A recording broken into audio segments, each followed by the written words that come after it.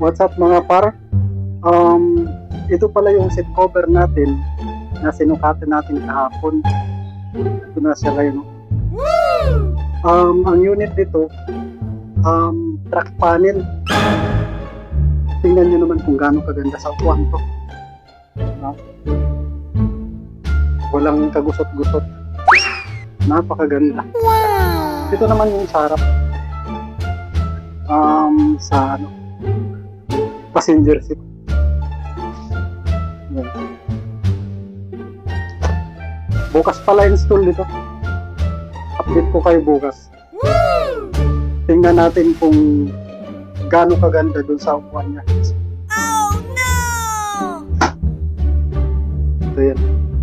Kasi dalawang upuan lang siya sa harap. Ito lang siya. At ito naman, meron tayong para sa sopa, bound to liti-liti. Ito. Tingnan nyo naman kung gaano kalayo yung nag-order sa atin mga par. Ito, para sa unan. 5 piraso to sa unan. Para sa unan yan. Brown. You know? 5 unan. At saka ito, sa upuan niya to, 2. Ito sa haba ng upuan. Tingnan nyo naman kung gaano ko rin mga par. Sa gilid lang yung zipper. At hindi mawawala yung pa-previous natin. Kahit sa sofa, meron tayong pa-previous wallet.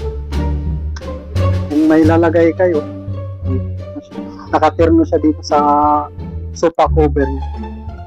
May malaki at siyempre meron din maliit. Tingnan naman kung gaano kaganda yung pa-previous nating wallet. Yan mga para. Previous lang to.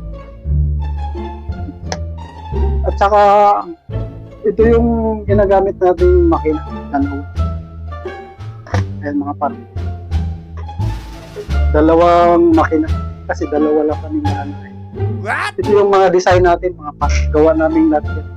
Pinaprint lang namin sa pinagawa namin.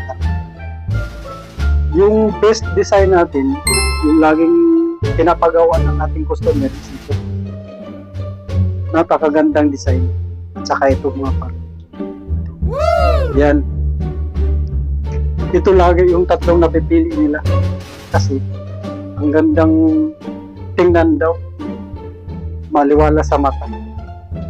Ayun nga para update ko kayo bukas sa pag-install namin.